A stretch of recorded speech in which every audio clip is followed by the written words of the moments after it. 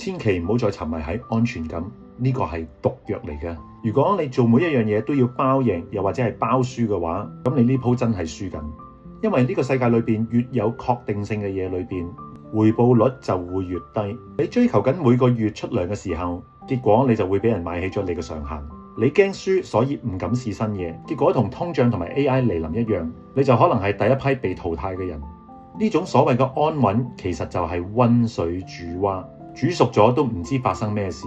想要學翻身，你要學識富人嘅思維頻率，唔好再問係咪一定得，要問失敗咗我係咪輸得起，又或者贏咗我可以拎幾多呢？只要下行風險有限，上行回報無限，就算得50% 機會會贏嘅話，你都值得去搏。記住，財富唔係俾勤力嘅人，係獎勵俾嗰啲敢喺不確定性裏邊而作出決策嘅人。擁抱風險，你先有資格贏。